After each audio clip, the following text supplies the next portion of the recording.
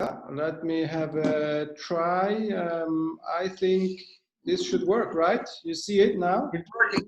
Yep, it's working. Perfect. It's working? Yep. Very perfect then. Hi, Vicente. How are you? It's on mute. You don't have any sound. Hi, you are everywhere. Vicente, are you using slides? No, my presentation is later on. Good. With me. Okay. Vikas, are you using slides? Yeah, hi, Juan. Yes, I am using slides. Could you please try them? Sure, why not? Thank you. And Luciana, will you use slides? Hello, yes, I will use. Good. So we have just time for you to try them after Vikas then. Hi, Simonetta. Hi, Vicente. Nice to see you. Olá, Sofia. Olá, Sofia. Juliana, Vikas, everybody. Hi, Simonetta. Hi, Simonetta. Hi, Vicente. Hi, Sofia. Olá, Sofia. Olá, Vicente. Tava sem som. Next year we will be In Porto. Porto. Great. Yeah. Next year we'll be in Porto, right? Yes. We are optimistic. We hope so. And finally, Bhusan. Can you see my slides, Juan? Slides. Hello. Hello. Hi, everyone. It's sort of great to be part of this conference. I don't know what to wish. I don't know if I should be saying good evening. You're not using slides. I'm sorry. You're using slides? I'm using slides, yes, indeed. Okay. Because I know that we can see your screen, so I'm going to stop it. Okay, And perfect. let's try Luciana. Can you please yours? Okay.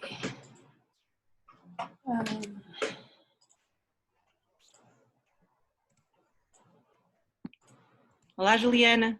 Olá. Okay, it's working, Luciana. It's okay. Yeah, thank you. Okay, so last one, Bhusan, can you please try? Yes, absolutely.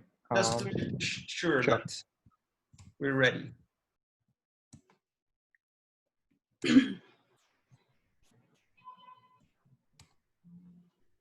Okay, that's it. That works. Yeah. Good. I'm going to stop it.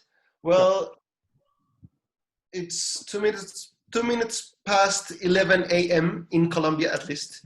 I'm going to wait 30 seconds to see if other participants join, and then we'll start. In the meantime, it's great to have everyone here. This is the 4th Annex session on developing jurisdictions. As you know probably, this morning we had an earlier session as well about developing economies. So it's great that we have another session about developing jurisdictions. We'll have 5 presentations by Patrick, Fabio, Juliana, Bhusan, Luciana, and Vikas. Different type of topics: digital platforms, consumer protection, data protection, vertical restrictions, and development. Cases from Brazil and India. So we have quite something on our plates.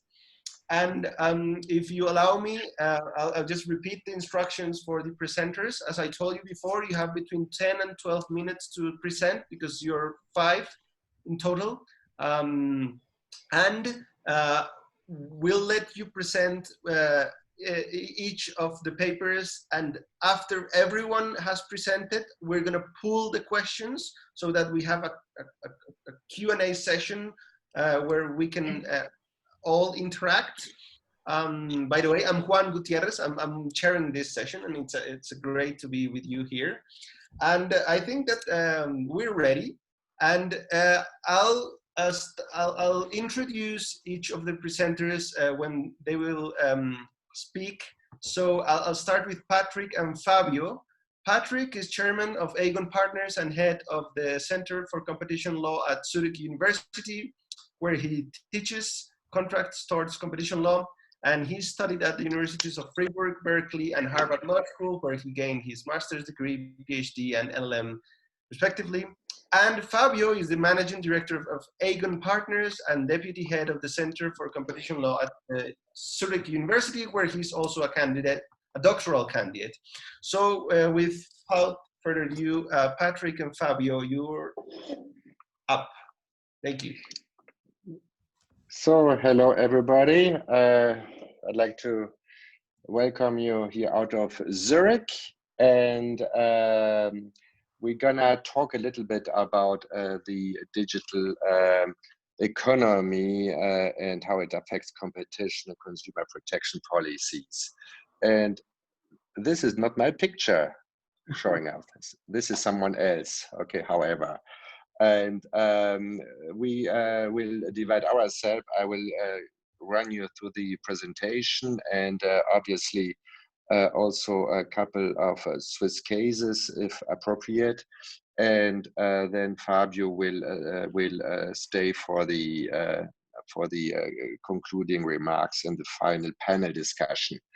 So, and the agenda of my presentation, of our presentation, I rather say, is the following one. First of all, out of Switzerland, Swiss experiences here in Switzerland, we have a lot of ongoing cases here at the competition agency. And I will run you through this agenda, and immediately, because we have only 10 minutes, run to slide number 3. And obviously, the coronavirus time was a little bit boosting how consumers, and I guess this is not only the experience here in Switzerland, it's a worldwide experience. As a consumer, as a lawyer, as a competition agency, or as a teacher, I guess, my dear colleagues, you had all the same problems that the digitalization and the digital economy in terms of shopping, teaching, buying, repairing, advising, etc., did quite change a lot over the last 3 months and 4 months. And I presume that we will never have the pre-coronavirus economy again. It's gonna be something like a hybrid economy between the digital economy on the one hand side and the face-to-face economy.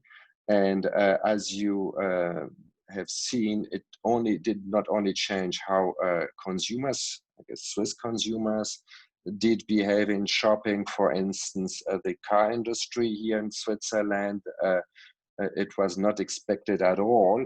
But for instance, this is funny, Porsche did sell during this Corona crisis more cars online than in 2019 during the same period. So it's showing you how the digitalization changed the shopping behavior. And if this applies to the car industry, we can only imagine how this affects other industries like food and near food industries. So, and this did not only change the consumer behavior, it also changed the dynamics among competitors here in Switzerland, at least. Reseller, which were able to adapt very effectively to the lockdown, which was decided in mid-March by the Swiss government. Those companies are really up to enormous gains at the end of this year. And other companies, reseller or even producer or service provider, will face, I would say, the exit of the market within a couple of weeks or months. So this is certainly one thing we have seen this until now. And the second thing is it's hugely, the costs in order to enter those markets are very high. For instance, and I'm speaking now for the legal industry, a provider of legal services, we have seen that one law firm here in Switzerland investing a lot in artificial intelligence. They have invested in the last couple of months over $1 million in order just to develop and to increase the knowledge they have in artificial intelligence in dealing with, for instance, contracts analysis. So this is what we have seen on the positive, I would say, influence factors concerning the digital economy. On the other side, we know the more expensive the entry barriers are for a digital market, the less competitor we might have here, at least in Switzerland. I would like to go to the following slide, number 4. And there, I guess this is something which is known by everybody, everybody here in this audience, nothing new. And from a competition perspective, however, this is now a huge concern we have seen in Germany with the decision of the Bundesgerichtshof 2 days ago, here in Switzerland, that the more data you have, the more actual the data is of your data, then the more competition concerns we have.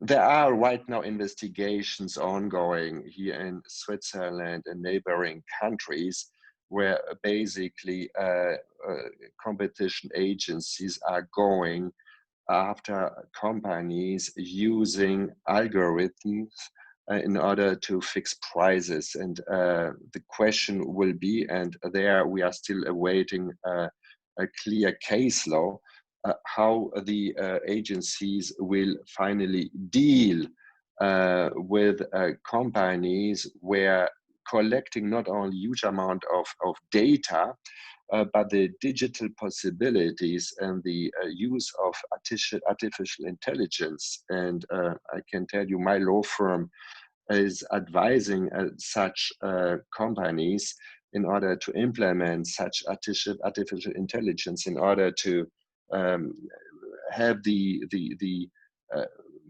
from a business perspective, to have the optimal pricing for one specific market. This is gonna be a huge challenge for all the competition agencies worldwide, how to address, how to attack, how to use 101 and the EU law, which is also applicable here in Switzerland. How are we going to go after illicit agreements? How are we going to construe around 101 the use of big data and the digital use of those big data? Huge problem, huge challenges in front of the agencies. On the other hand, certainly for enterprises, it will certainly give the enterprises the ability to react very closely and very rapidly to any change of the surrounding economical circumstances. So this is a little bit what the dangers are, the opportunities. You will see the opportunities of slide number 5, which I guess are pretty clear for everyone. And the question, Patrick, sorry to yes? interrupt you, but just to let you know that you've used already 9 minutes. Okay, and I've got 15, huh? No, you have 12 in total. I've got 12 minutes. Okay, thank you very Both much. of you. I mean, okay, okay, no problem. Thank you very much. And but basically, if I go to slide number 6, there basically this is a kind of summary of what I just mentioned, the observation we did out of my university in a couple of studies and an observation we are doing as a law firm in our investigations we have with the competition agency. Market concentration and collusions are really one big issue right now, and I'm certain that during this conference, other colleagues of us will address this topic too. And let's go to the next slide. To the next slide, and what we see even more is how companies in a dominant position, and we are seeing this today in the car industry. And I have still 2 minutes to go, or 1 minute 30 seconds. The car industry is today imposing to their entire distribution network to collect all information, personal information out of from the final consumer, but only it's the personal information. They are collecting even the car information. A car today is a kind of data powerhouse. And all the data is where are you driving, how fast are we driving, what is the weather, where are we driving, what are the traffic situation. All this data right today by new cars are being provided and given almost for free to the producer and supplier of such car producers. And this gives really rise to a lot of concerns, at least here in Europe and in Switzerland. So my intention was to run you a little bit through case law, not only to theoretical points, which you will find in this short PowerPoint presentation. And I'm looking forward, dear colleagues, to the following discussion. Thank you very much. Thank you very much, Patrick. Very timely. I'm going to ask Juliana to prepare. In the meantime, I'm going to tell you about Juliana. She is a PhD professor of economic law at the University of Sao Paulo. She's the regional co-director of the ASCOLA chapter in Brazil. She is currently the director of the Department of Consumer Protection and Defense in Brazil, the Ministry of Justice. She's co-founder of the network Women in Antitrust. And last but clearly not least, mother of Gloria and Sofia. So Juliana, could you please enlighten us? Thank you. Thank you so much. Are you listening well? Okay, thank you. It's a pleasure to be here. Thank you, Mikhail, for this organization. It is a pity that we are not together today, but I'm really happy that we are together here. And I can see here lots of friends, so I would like to say hi to everybody. And thank you, Juan, again for this introduction, okay? Because I just have 10 minutes, freedom has been discussed for centuries. And it is true that freedom as a right has been one of the most central issues of humankind, and frequently subject among philosophers, social scientists, legal researchers. I think we could mention Adam Smith, Jeremy Bentham, John Stuart Mill, among others, that they influence the modern ideas of economic freedom. And we still have the same topic being discussed by John Rawls, Ronald Dworkin, Amartya Sen, Robert Nozick, and many others. Therefore, the debate around freedom is not something recent. Nevertheless, without exploring all the thinkers on the matter, we based our paper, because I have written this paper with Pedro, but he is not here today. Our paper was written in idea of freedom represented by the principle of free enterprise established in the Brazilian Federal Constitution from 1988. Probably the audience doesn't know, but the constitutional principle of free enterprise is one of the foundations of our Constitution, and it is one of the grounds of the democratic state. So first of all, I think that I need to explain why I've selected to write about something that should be trivial in an open market. And by the way, I should mention that my last book is about the Economic Freedom Act from 2019. And this book was launched last month in Brazil. And even though we are discussing here competition, digital economy, and other hot topics internationally, I believe that it is necessary to disseminate this new Brazilian law that impacts competition directly.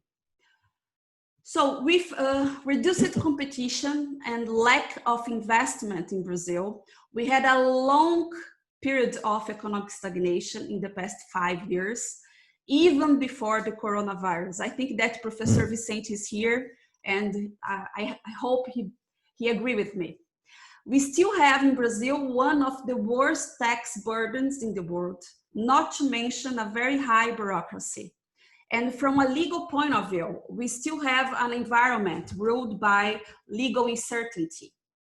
We have all the indexes in international rankings showing the lack of competitiveness in Brazil. Well, the second question should be, where are Brazil's main shortcomings? In this sense, the new government, the economic team from the new government mapped the primary deficiencies and tried to confront them based on the experience of the best international practices. And it was in this context that this new law has emerged with direct effects on competition. So as a professor of economic law, I understand that the legal scientific concept of economic freedom is very neglected here in Brazil, even though it appears as a principle in the federal constitution. Free enterprise is one of the foundations of our federative republic, right? And we also find at the federal constitution the statement that the national economy order is founded on the valorization of human labor, free enterprise, and the free exercise of any economic activity. With all these statements at our constitution, any entrepreneur could even believe in the freedom to set his own price according to the market laws, and any state intervention would only be accepted as an exception, I think. But unfortunately, the practice shows some difficulties over the years, and it's not something really recent. In this way, I see that the Economic Freedom Act enhances a regulatory environment following the best international practices, respecting, of course, the Brazilian characteristics and the complexity of Brazilian reality. The principle of free enterprise as a constitutional value is not only linked to an ideological economic model, but reflects a natural right of the individual, and the state is responsible for ensuring the necessary conditions for its exercise. Another essential aspect to mention is that the Economic Freedom Act emerged as an instrument of economic law to reduce the negative environment for private sector. The context mapped by the federal government identified problems that are in line with the diagnosis that my Law and Innovation Research Group from University of São Paulo found to explain the lack of entrepreneurship in Brazil. Therefore, in my view, there were clear motivations for this act to reinforce and reduce or try to reduce distortions and to eliminate transactional costs and barriers to entry, specifically in some markets. And of course, I cannot talk about all the markets, but we also have here in Brazil regulated markets. And I'm not talking about this public calamity now, of course, because then we have some exceptions, right? So I know that it seems strange to say this for you, because everyone has a beautiful picture from Brazil that may not be consistent with reality. But we have reached the point that in the middle of 2019, we need to reinforce the valorization of free initiative, the good faith of individual, and removing the whole image of the state as an opponent of the entrepreneur.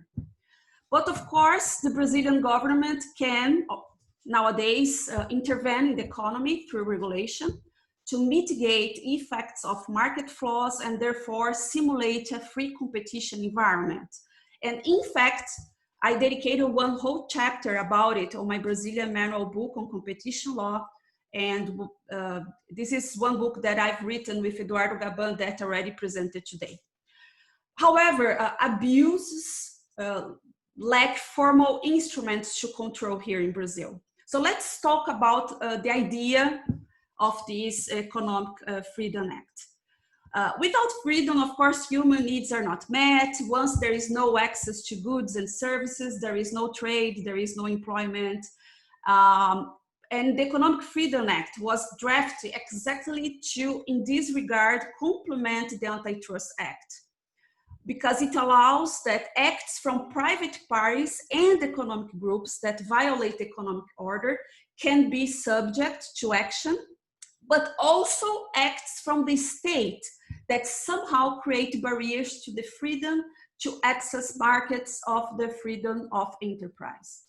So it is possible to say that one of the central purposes of the Economic Freedom Act is to maximize the freedom of enterprise in the collective dimension through the fight against what the Act calls abuse of regulatory power. And of course, it also reinforces the need of regulatory impact assessment, okay? Keeping the freedom to develop economic activities also mean safeguarding the equality of opportunities to access the markets. And in other words, the protection of freedom necessarily presumes that all parties may enter in the market under equitable conditions. And the Brazilian experience shows that one of the most meaningful restrictions to generating wealth is precisely the inefficiency represented, among other reasons, by the difficulty to exercise economic and professional activities freely. In my opinion, economies that do not seek efficiency, pro-innovation movements, and the equality do not reach social and economically sustainable development. I think if there are barriers to free exercise of corporate activity, if there are competition deficit and less incentive to innovation, therefore we have more inequality. So without the incentives to competition and efficiency, we observe the progressive increase of unemployment and inequality.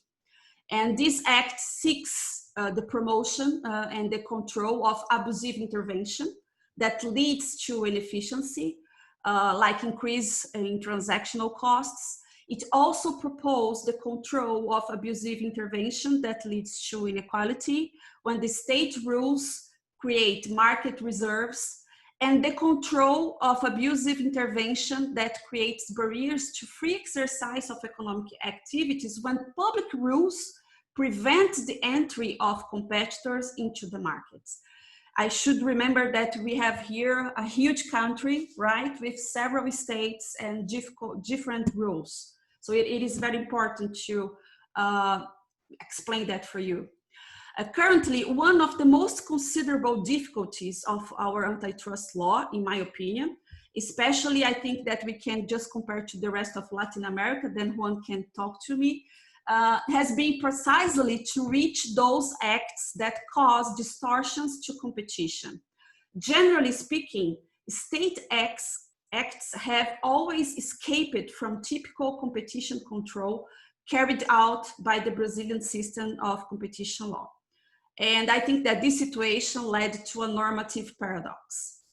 In this regard, this new law creates a unique opportunity to break this paradox when it allows the widening of the horizons of antitrust to beyond the typical functions outlined in the Antitrust Act, and does so through the improvement of competition defense represented by provisions involving abuse of regulatory power and the regulatory impact assessment.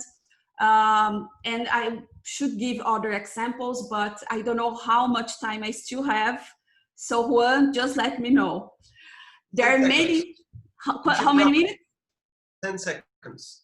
10 seconds, oh my God. You should start wrapping up, yeah. Okay, so let's go to the final considerations, okay? So our paper just tried to bring an optimistic view of this federal act. As you know, we are not facing a very good moment in Brazil, and I think it is a new tool to promote competition. The elimination of artificially imposed barriers as a result of abusive actions from monopolies or concentrated blocks of economic power, I think that they must be target of concern when transactional costs are raised and artificial demand for inefficient products or services are created.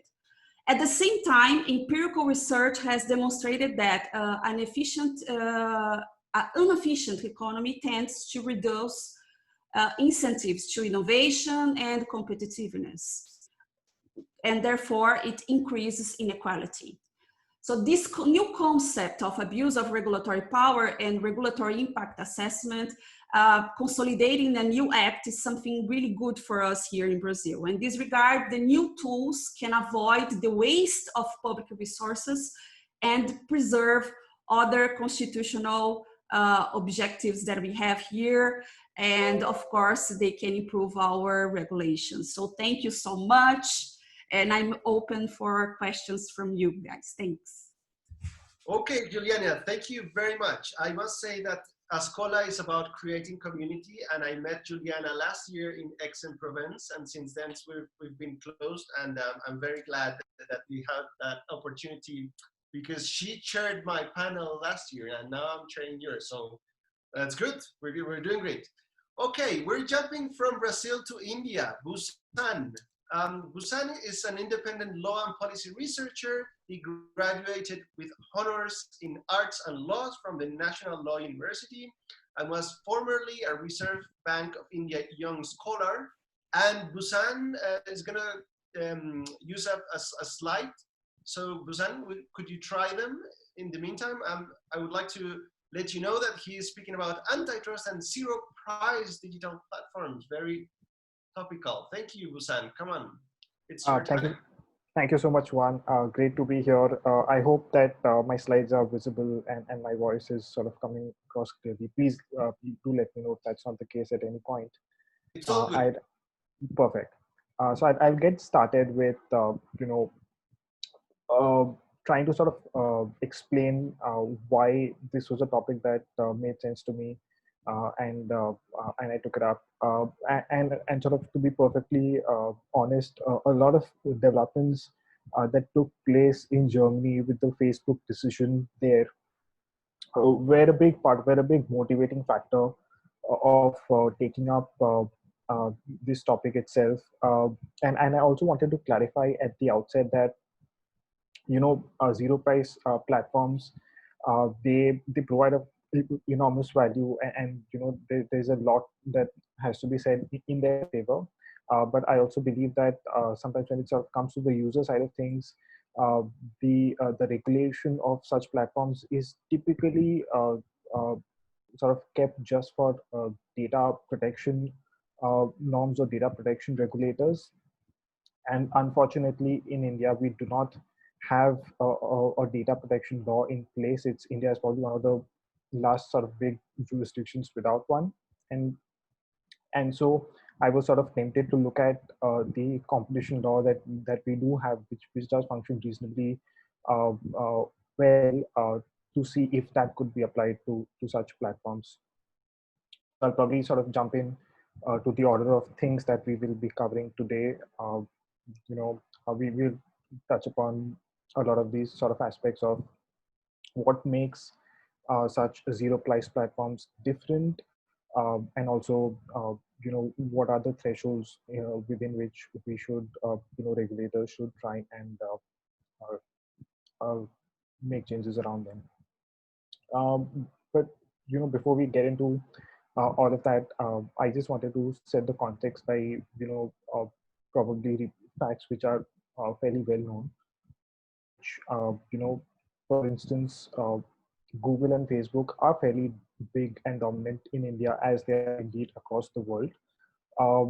It would not come as a surprise that India is Facebook's single largest market in terms of number of users, and almost 96% of search queries that originate in India are served by Google.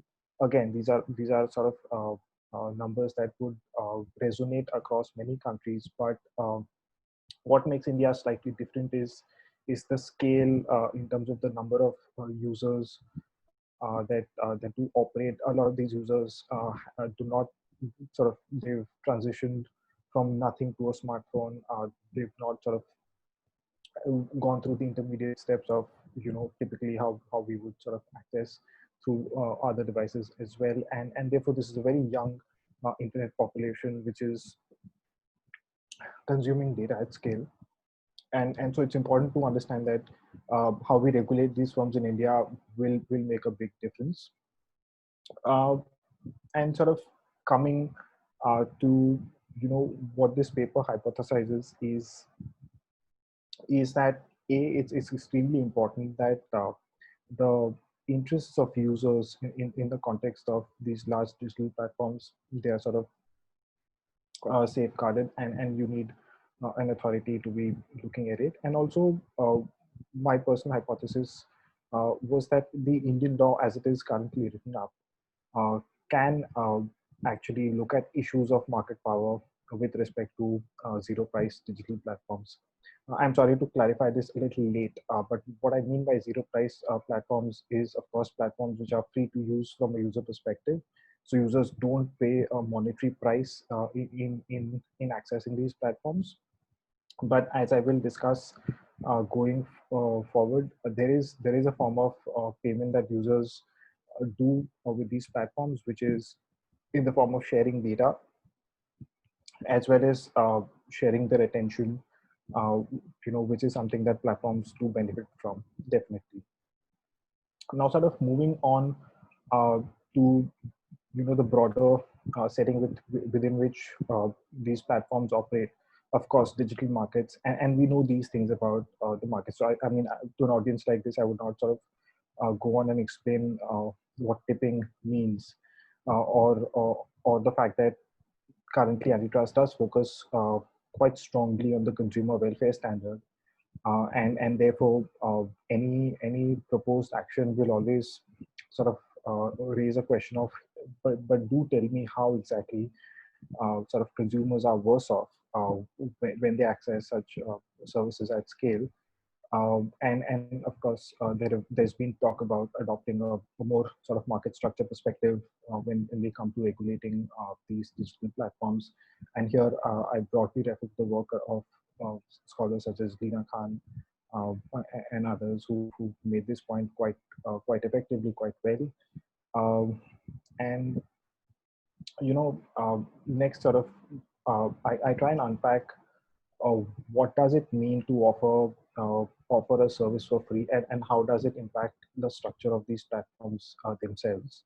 So first, first off, it's quite important to understand that because these platforms are free for one side of the market, they're free for users, they are necessarily making money elsewhere, because otherwise this would not be a sustainable service that they can provide at scale.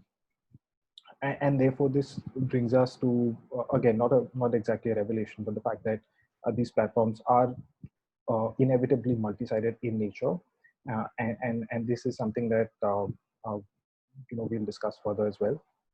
And the reason that these platforms thrive is because while they've sold an attractive proposition to consumers, and they've won that market. On the basis of that market, they've then tapped into the matching market of advertisers who are keen to have access to these users. It's also quite important to understand that free in the context of zero price platforms is not a temporary situation. Neither is it predatory pricing that they're trying to do to exclude other players, and that in the long run they would raise the prices from zero. So Facebook quite famously on its homepage declares that it is free and it will remain free forever. And so many of the other services also do proclaim this this model. So it's important to understand this this aspect as well.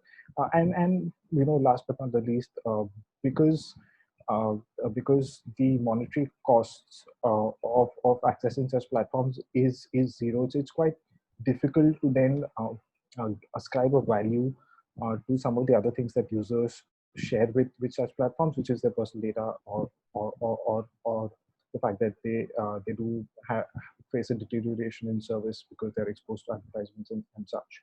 So this is an aspect that is extremely difficult, and trying to do so would be subjective, would vary from user to user, and would be hard to do for a regulator for a number of users. Next, I wanted to quite very quickly sort of give just a background of how Indian competition law has evolved over time. And of course, to begin with, India did not have, this is back until sort of early 2000s, India did not have a modern competition law in place. And what we did have was something that was quite obsessed with tackling concentration of market power, and it almost had this sort of a great deal of subjectivity built into it, and it had this concept of production quotas, and firms could not exceed a certain market cap and things like that. And that regime went out the window with a modern law which came into place, which took some time in sort of setting up and establishing itself. This is not to say that this is the perfect regime that we do have, but at least there's been sort of a bit of catch up that's happened, and there's a shift towards rule of reason analysis in competition law matters. Right, next. So this is probably sort of the part where in the paper that I go on and ask a series of research questions as to sort of almost play a simulation exercise of, hey, let's pick up the competition law and see what are the tests that need to be satisfied as per the law to hypothetically bring a case against such platforms. And it's quite easy to say that there are these four principal big questions that need to be answered effectively. The first question that needs to be answered in the context of regulating zero price platforms is to conclusively establish that a transaction has indeed taken place. And the reason this is important is because there is there's no money trail, there's no money moving around when users interact with these platforms. It sometimes the very fact that the transaction has taken place can be brought into question, and that's absolutely important to understand, because without that there cannot be any further analysis of such platforms. The second aspect, of course, is to understand what are the product markets in which such platforms operate. Is it a single product market? Are there more than one product markets? And it's also quite important to understand, how do we arrive at an understanding of the market power, and how do we go from there to say that yes, there is not just a transaction and a broad market, but there's also abuse that's taking place by these platforms. So jumping into the first question, which is the fact that no, we all agree that if we sort of go by this statement that users don't pay with their wallets, but they pay with information instead when they're dealing with digital platforms, then sort of the next logical thing to ask is personal data a form of valuable consideration? Is attention a form of valuable consideration? And of course, globally, there have been conflicting rulings on this. And the reason I refer to global rulings is that in India, this question has not been answered head on. There have been some references in a couple of matters, but they've been incidental. They've not been on this point of whether a free service can still be called a transaction under the law. So which is why there is some sort of ambiguity. What does help is that sometime last year, the Indian regulator, the Competition Commission of India, had set up an expert body to recommend changes to the law. And this the report of the body was sort of made public, and they seem to have answered this question of whether the definition of price as it sits in the law currently is wide enough. And they seem to have an opinion that the definition is fairly broad, it's fairly inclusive to also include things such as data. Of course, this is an opinion of an expert committee. It's not codified into law, but it's sort of something to hang on to, and sort of helps us go to the next question, which is, well, by the way, your time's up, but you can wrap up in a few seconds if you. Sounds good. Yeah, I will. I'll quite quickly wrap up now. The next question that we ask is, well, are platforms present in one single market or multiple markets? And again, this is a question that gets answered intuitively. There is not sort of sort of objective analysis of this, in the sense that you can't sort of quantitatively prove the number of markets they operate in, but the fact that there is a user base which is being capitalized on when they go inside advertising. So sort of leads us to the question that there are multiple markets involved, and the implication of this is, of course, that then you need to sort of do a cost-benefit analysis on each of the markets that these platforms operate in, and sort of you can't let platforms be exploitative with users about extracting their data. Now the third and the sort of the quite difficult question with zero price platforms is how do you sort of establish that they have dominance in the market? Because traditionally when a platform charges positive prices, it's quite easy to sort of establish a test like the SSNIP test or the hypothetical monopolist test, and sort of arrive at a quantitative understanding of their pricing power. But that's not the case here. Again, there are sort of ways and means of doing this, and the expert committee that I earlier referred to, they seem to have a view that sort of control over data should be one measure of the market power of these platforms. This is something that even the German law, the German competition law, which was amended some time ago, brought into the picture. And quite, Bhusan, I'll have to stop now because you're already almost 4 minutes past your time.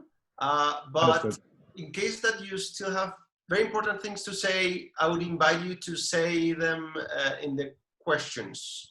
Sounds good. I'll probably sort of, let people, quickly look at Okay. this slide and make sense. Yeah, I'll do that. Okay, Bhusan. So sorry for stopping you, but No worries.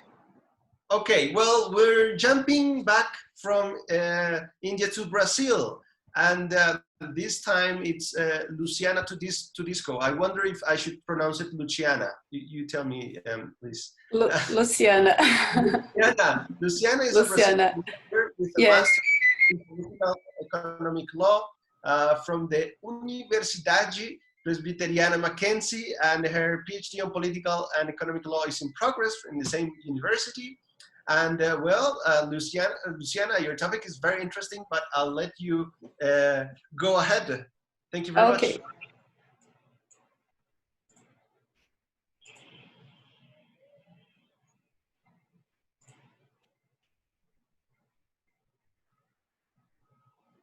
Good afternoon to everyone. It's a pleasure to be here today to talk about a paper I wrote about a practical case that occurred in Brazilian justice in 2018 involving the right to privacy facial data collection. Oh, sorry, my phone. I would like to analyze this case as well the challenge of antitrust law and the digital economy scenario. With the advent of the digital economy, issues have arisen, such as what are the limits of antitrust law.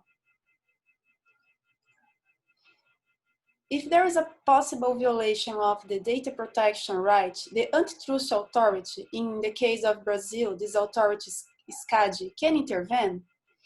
The use of data is a fact present in several fields of economy. However, is the competition law one of the most affected? Complex question that arises concerns how to regulate data ownership. Such a problem is complex and multidisciplinary. Digital markets are not yet reaching their full potential.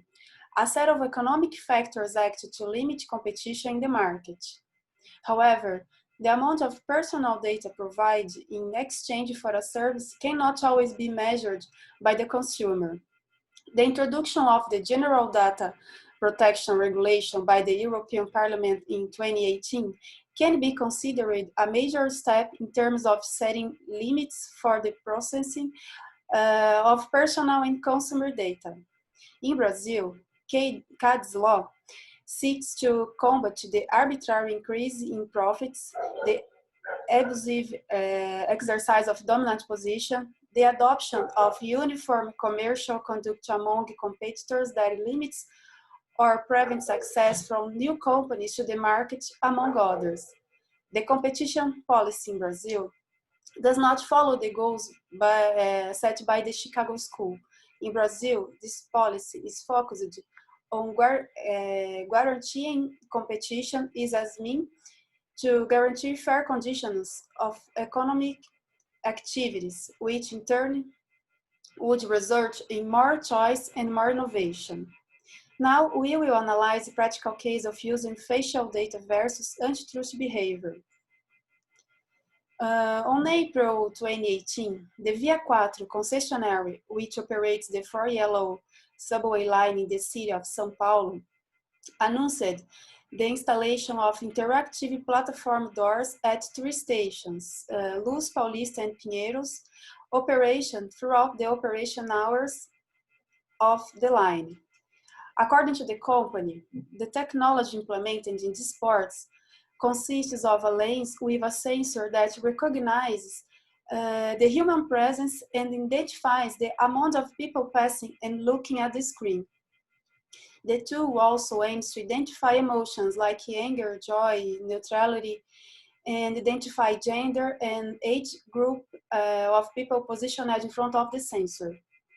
This sensor is positioned above an advertisement so that the identification of emotion occurs when the user of public transport passes through it, being possible to capture the effects that it has on the general population.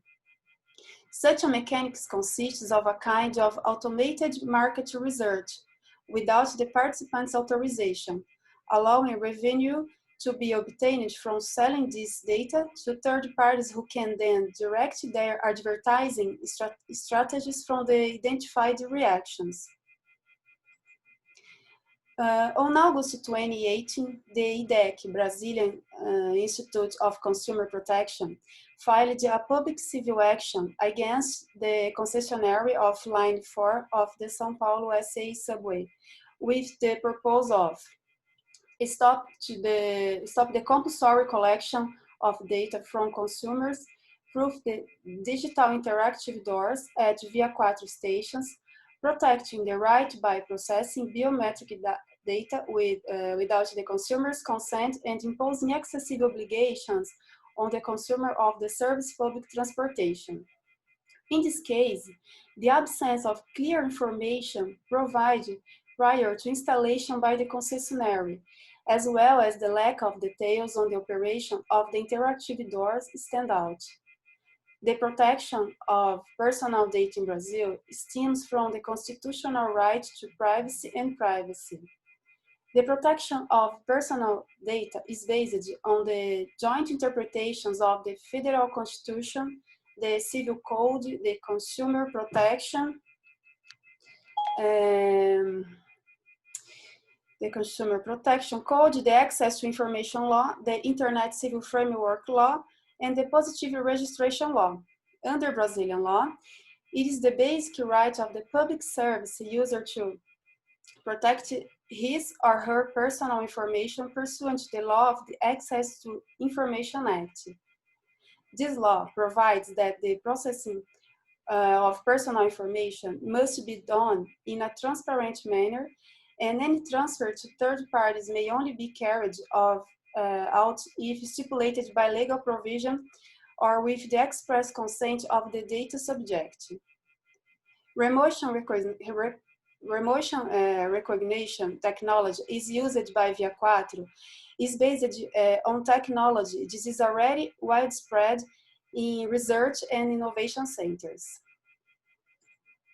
On September 2018, provisional emergency relief was granted in said public civil action to the purpose of obligating the reverse party to stop the capture of images, sound, and any other data through cameras or other devices involving to so-called digital ports, promotion the shutdown of said cameras already installed within 48 hours under penalty of a daily fine.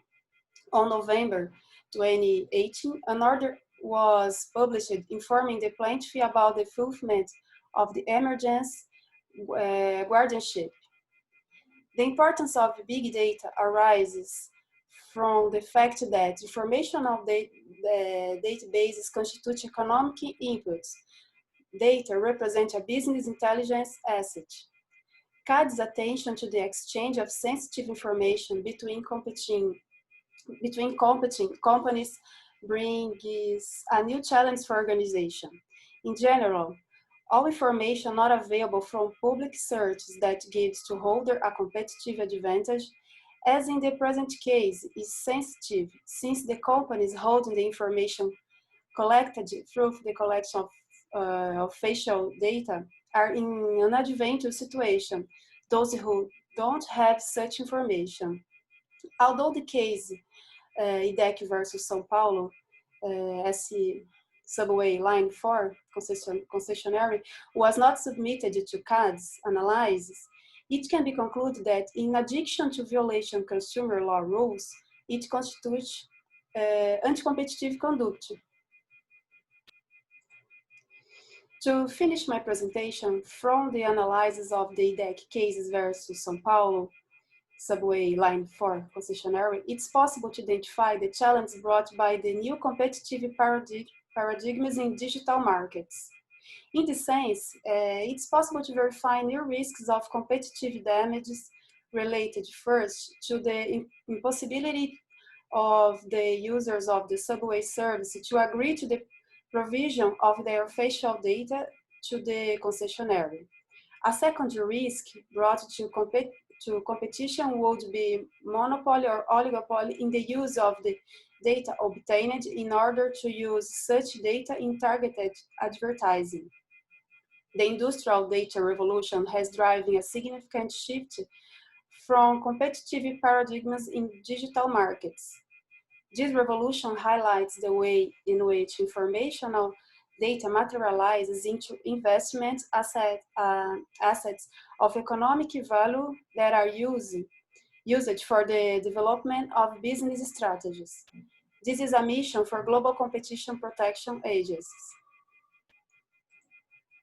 It can be concluded that the study by competition authorities of data-sensitive cases requires an adaptation of old antitrust analysis methodologies. The classic criterion of annual gross revenues is not a complete indicator of market power within the new digital markets, making it necessary to employ in-depth and qualitative investigations from the perspective of the influence of new technology in economic inputs, especially big data. Thank you for listening. And now, if there are any questions, I would pleasure to answer them.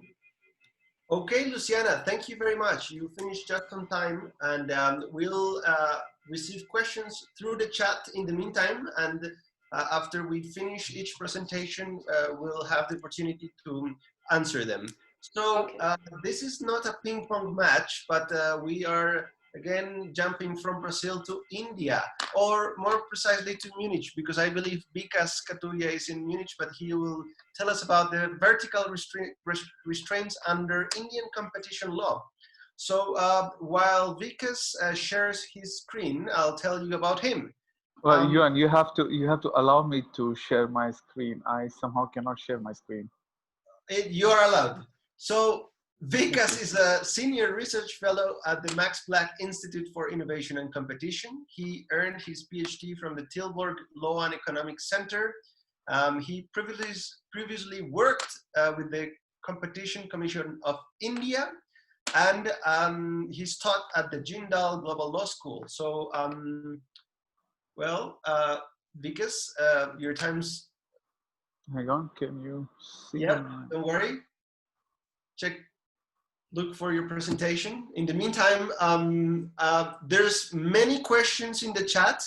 I totally would recommend all the presenters to check them so that we can answer them in the 20 minutes that we have after Vikas finishes his presentation. Normally, I would open the mic so that people can do the questions directly, but we only have 20 or less minutes. So I guess that if I read the questions out loud, we'll gain some time and we'll have the valuable time of the presenters rather than us. So I see that you are about to launch your presentation, Vikas. Yep. Well, then go ahead. The presentation. The floor is yours. Oh, thank you so much. Thank you, Juan. Thank you so much. Thanks especially to those who have tuned in from Eastern regions, India and other countries. I can understand for some of you, it's already the bedtime. I will be very, very short. So this paper is about vertical restraints in India and the legal and economic analysis. What are the infirmities? What are the problems? Or Because if there is... we're not seeing your presentation right now. You can't see? No, we're seeing your files. Okay, this is unfortunate. Let me try again. You know, the thing is that I think that sometimes with PDF, it's not possible to show it. Maybe if you can show it through the original one. Sorry. Is it fine now? No? No. Oh, I'm sorry about this. I can try again.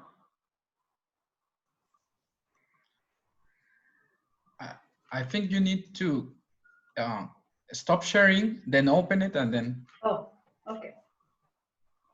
This is better. I mean, I don't know what you did, but we just saw. Yeah, we just had a peek. Okay. Okay. Okay, is this fine now? Mm-hmm. Oh, wonderful. So this paper is, can I start? Oh, wonderful. So usually I don't pick any jurisdiction. I work on abstract principles. But when I started reading some vertical agreement cases in India related to digital economy, I realized that the fundamentals of Indian competition law, the law and economics, they still have not been answered. And somehow I feel that ever since 95, 99% of us have started focusing our attention on digital economy, some pressing questions have been neglected. So I tried to be honest. I got back to my mother jurisdiction and try to do some research on this, and I would need your help on this. So what is the purpose of this presentation? I'll try to identify if there is a coherent and consistent framework so far as the vertical agreements are concerned. Why I chose vertical agreements? Because they are extremely tough creature. Europe, America, they have struggled for a long time. They are still struggling to devise an optimal framework. Europe, the Commission is in the process of revisiting, revising the vertical agreement guidelines. So how I go about it, first we'll have a brief word on vertical restraints. Second, the legal framework that we have in India. And finally, the infirmities in the economic analysis. I keep aside the legal analysis because that will be too much for this small presentation of 8 minutes. I think I'm left with that much time only. So what is the rationale behind vertical agreement? So we have the upstream player and the downstream player. Let's say that upstream is manufacturer and downstream is distributor.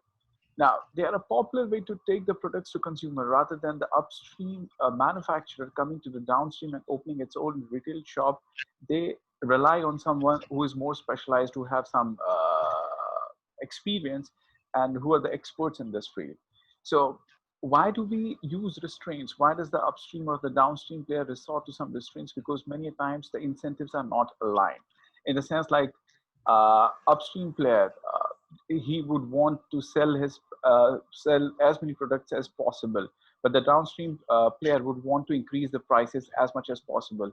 So rather than recommending, rather than just putting in the contract, you get into resale price maintenance. You say that, okay, the downstream player, you follow a particular price. So I'll get back to resale price maintenance. Of course, it is considered very pernicious. It's not considered very good in Europe for different reasons. But the idea behind this example is that the incentives may not be aligned. In complete contracts, I can ask my downstream distributor to invest in the services, to invest in the people who tell my consumers about the services, but that may not happen. So for all these reasons, I try to cut down on the intra-brand competition so that inter-brand competition in the mid-run, in the long run increases. So eventually it is good for the consumers. So these are the positive sides, and also it's a cost effective and efficient one rather than me getting into the downstream or the downstream getting into the upstream. Well, but this is just one side of the coin. The other side of the coin is that they could be bad, as the vertical agreement guidelines suggest. They can foreclose or segment markets, soften competition. Soften competition, we can perhaps, this was one of the theories of harm in the case of most favored nation clauses. And also they may facilitate collusion. So these are positives and the negatives of vertical agreements. So one has to be very nuanced, very, very careful when making a valid judgment regarding vertical agreements. So what are the, now I get back to the Indian jurisdiction so far as the legal framework is concerned. Now India had this late mover advantage. We already learned a lot from the US and especially from the EU. And if you look at the Indian law, it's in some ways, it's sort of a replica of the EU provisions, but we try to be smart. We try to omit the problematic parts. Now the framework is provided under section 3.4 and section 93. You don't have to get into it. So what is the salient feature? That there is no presumption of illegality so far as vertical agreements are concerned, unlike horizontal agreements. So the commission has to discharge the burden of proof and then it passes on to the parties. An inclusive, appreciable adverse effect on competition. So this is something that the commission has to prove. This is an inclusive list, 3 positive, 3 negative. Of course, there can be more reasons. So that's why it's an inclusive list. Now, as I said that India has a late mover advantage, it tried to leapfrog over the EU. There is no bifurcation of analysis in two ways. There are no by-object or by-effect categories. Now, the division of labor between the by-object and by-effect categories has been a perennial issue of debate, discussions, and there is no clarity on it, even after several judgments, decisions by the Commission. So we try to just do away with it. We have just one single analysis. And then the second way we try to leapfrog over the EU was that there is no distinction like 101.1 and 101.3. So at one go, the Commission has to say that, okay, look, this is appreciable adverse effect on competition. So the efficiencies are taken together while looking at the net aggregate effect on competition. This is something in Europe which has been criticized a lot. So we try to be smart, we try to do away with these bifurcations. But this is what the legislative leapfrog is. In practice, how we are faring. Now, I just went through some prominent cases. I won't take you through the facts. We just don't have the time. So I'll just pick up the problems that I found with the analysis. So form-based approach. This is something which the trajectory is the same that the EU had. We foreclosure, like, okay, structure of the market. If there is an ouster of competitors, the Commission thought that, okay, this leads to foreclosure without trying to understand that it may not necessarily lead to consumer harm. So we had this form-based approach in the beginning.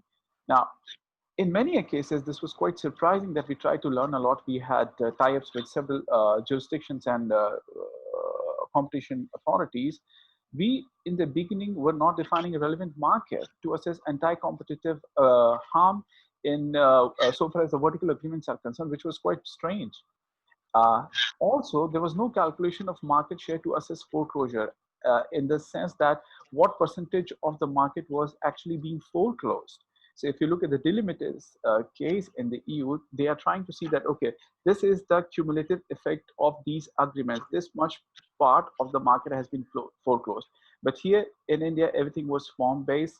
We did not get into the nitty-gritty and the technicalities of it.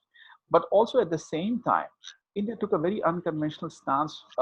So there was a particular case, again, I'm not getting into the facts of this case, but they come up with the unusual stance that there can be anti-competitive agreements which are neither horizontal nor vertical. And to me, it was bizarre. I have never come across any such case where the agreement, even though anti-competitive, was neither horizontal nor vertical. Well, this could be the reason because in the beginning, lawyers had a huge role to play in the evolution of the law. And they tried to be innovative, they tried to be brave, and they came up with these theories of harm. Now, there were some bright spots also. There was not everything was dark and dull. So there was this famous Shamsher Kathuria case. It was regarding the car spare parts market, spare parts aftermarket. And in this case, CCI was called upon to check very high prices in the aftermarket. And unlike Europe, we do not have regulations which ensure that original equipment manufacturers freely provide their spare parts in the aftermarket. So perhaps the CCI was the only body who could actually deal with this problem. Now, in this case, CCI definitely identified the aftermarket, which was quite happy to see. And second, meticulously, there was a meticulous attempt to identify appreciable effects on competition, in the sense that they look at the positives and the negatives and then try to understand and try to assess what was the real harm to competition in this case. So this case is one bright spot so far as the economic analysis is concerned. But also with this case, there are certain problems. This is not the end of the story. Now, what I find problematic is that developing countries, very often they are mechanically replicating the experiences of EU competition law, which might not go along with the legislative framework or also with the history of evolution. Now, look at this thing. Section 19.3 of the Act, which sets out the positive and negative effects of on competition. There is no such factor as Article 101.3 criteria number 3. that any efficiency, in order for the Commission to take any efficiency into account, the efficiency gains only if the Act does not eliminate competition. So there has to be little competition still remaining in the market, even for the Commission to take efficiency into account. Now, this is something which can best be explained as the leftover of the Freiburg School policy, in the sense that the focus is still on the structure of the market. So if there is it's not a merger case, unfortunately, but so if there is no competition in the market completely, and the parties are able to show that, look, we would still be able to be efficient, this is something which the Commission will not take into account. So, and in India, they said that, okay, look, our efficiency defense is just like theirs, but this is not true. We do not have the focus on the structure of the market as such. Also, the special responsibility, while deciding this case, the Indian Competition Commission commented that the dominant undertaking has a special responsibility. Now, again, special responsibility assumes that the degree of competition in the market has already been weakened because there is a dominant firm on the market. This concept, once again, has been criticized a lot because, again, you are assuming the structure of the market, which may not have actually been weakened because of the peculiar context. So these value-laden concepts, somehow they are creeping into the Indian competition law, which definitely is not being supported by the legislative framework or the history. There must have been good reason for the EU to focus on the structure of the market. Yesterday, we had a very good presentation where two scholars were trying to understand what has been the trajectory of EU so far as the goals of EU competition law are concerned.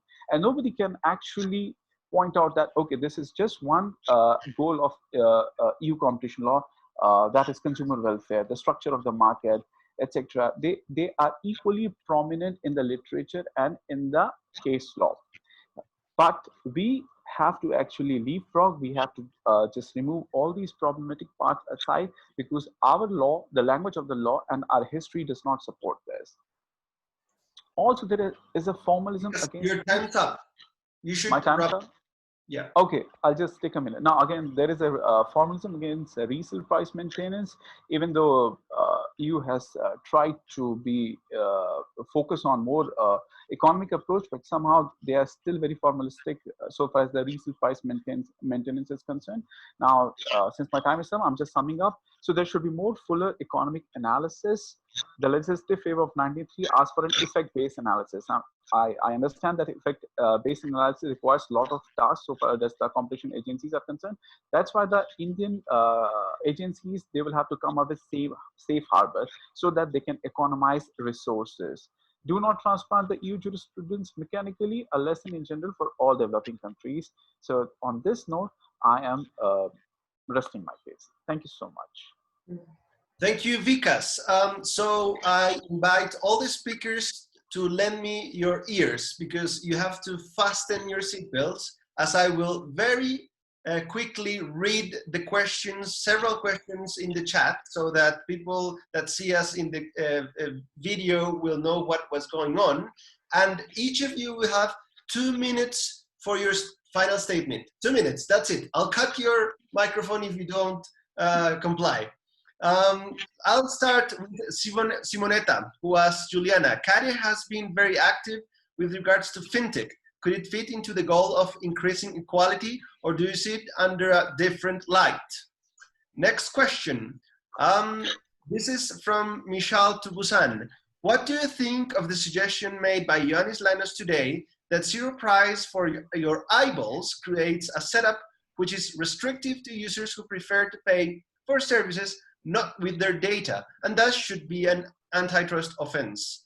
I'll have to jump to Budzinski, and the question is a positive monetary price, say in a shop, than restrictive for consumers who would prefer to pay with their data? Magali has another question. That's an interesting question. Would choice also be recognized as an issue in India, not privacy as such?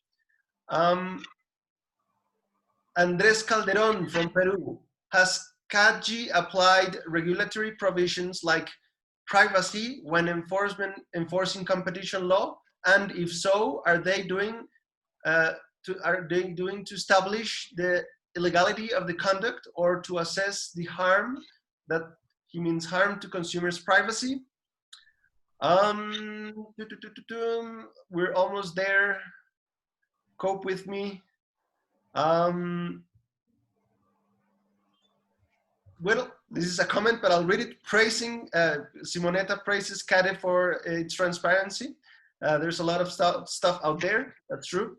A question from Vicente for Vikas. In your view, which are the main differences to analyze vertical restraints in digital markets in comparison with traditional ones? So that's it. I hope that I read all the questions, and we only have exactly 10 minutes and 30 seconds. So Patrick, please start your 2 minutes. Thank you very much. This is Fabio taking over since Patrick has another meeting. I will be quite short. Going a little bit back to the Swiss situation, we were talking about the digital developments, and from our side, maybe just a very fundamental remark, and maybe it's an obvious one. What we've seen in our paper, and I guess this counts also for all these presentations during the ASCOLA events, the academic world is very innovative and is very futuristic. And when it comes to digital issues, goes, I think, with a bright perspective into the future, and looks at issues that are maybe not now, but maybe in a few weeks, a few months, or a few years interesting. And is there, I think, the most innovative place to discuss these issues. When it comes to the business world, we are looking more into the present.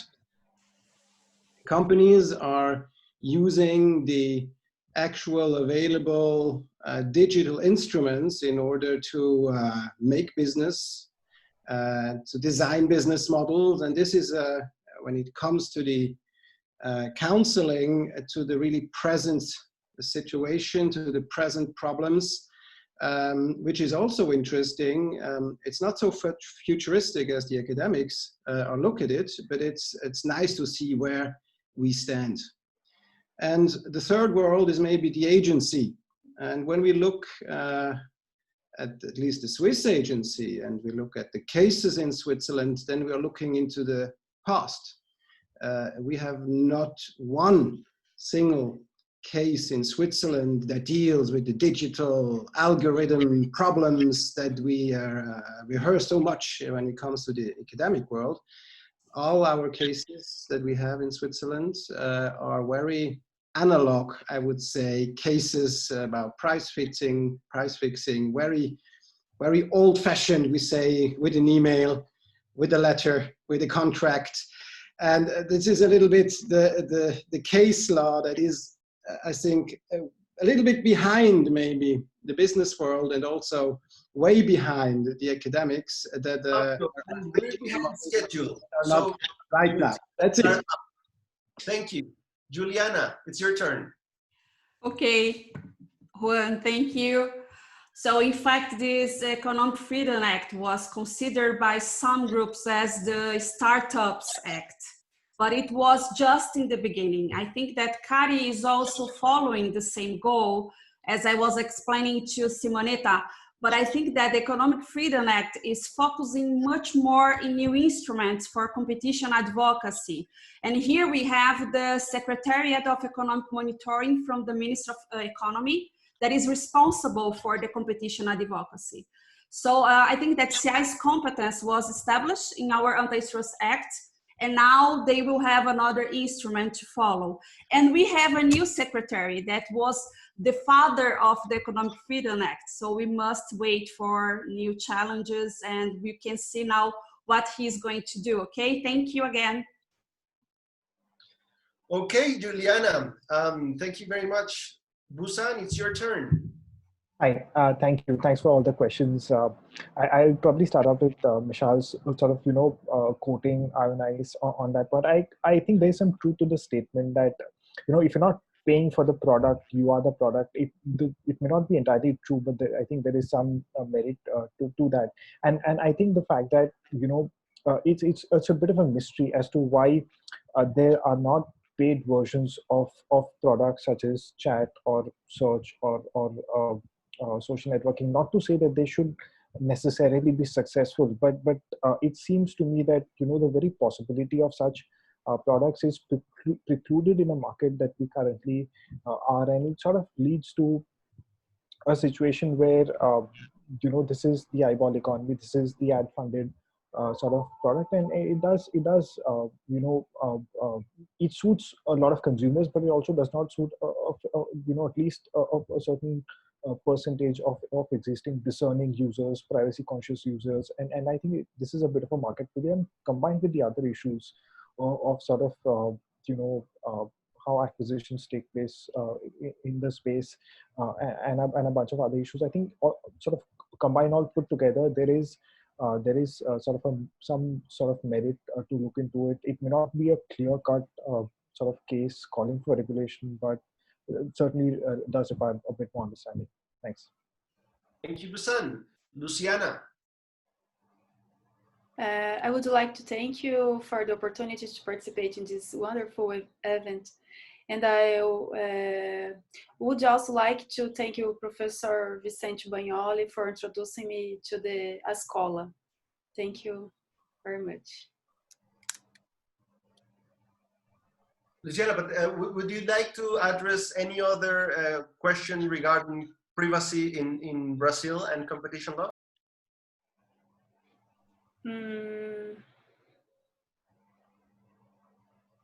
No, I think so. No. Good. Thank okay, you. that's fine. That's perfect. Vikas, you're very lucky because you have 3 extra minutes. So I'll try to, I won't make any new point, but I'll try to answer Vicente's question. So in my view, which are the main differences to analyze vertical restraints in digital markets in comparison with the traditional ones? So I would say that, okay, the fundamentals haven't changed. The economic tools that we have, they shouldn't be just thrown out of the window. What has changed actually is that monitoring of prices and enforcement of restraints has actually become easier. If you look at most favored nation clause cases, monitoring of price is very easy. If you look at verticals, if you look at among the hotels as well. Also enforcement of restraints. Once we have noticed that the downstream party is not following the prices, you can actually go after them. Another thing is that you have to be just open. So far as practices are concerned, I think they are not just brand new. So look at this case from India. So there has been a complaint that, okay, the downstream buyer has been asking for a preferable place on a platform. Okay, so maybe there is a contract between the platform and the buyer that they need to be given a preferential place. Now, if they are getting a preferential place, you know that you do not go to the second page to all the way to the second page to check out what all options you have. You would just stick to this person who has got the preferential place. Now, this is something which is not completely brand new. It's like Coca-Cola going to Walmart and saying that, look, the first 10 shelves belong to me. And Pepsi would be getting only the shelves in the back. So I feel that, okay, the fundamentals haven't changed, but one has to be just innovative and intrigued in the digital economy in order to find anti-competitive cases. So thank you so much. Well, I have 2 minutes before giving the floor to Vicente and his team that will speak about abusive pricing in a few minutes. But I would just like to reflect on one thing, and it's that we just saw that India has over 500 million internet users, and Brazil has 140 million internet users. How could we have a conference on competition law and digital platforms without thinking about Brazilian and Indian competition law? Well, it would be incomplete. So that's why this panel is absolutely great. And we hope that more panels about developing jurisdictions will appear in future ASCOLA conferences. And I think that the regional chapters have helped a lot to reach other scholars from the world. And well, just in my last minute, would like to thank you, everyone. Perhaps the speakers would like to say goodbye as well.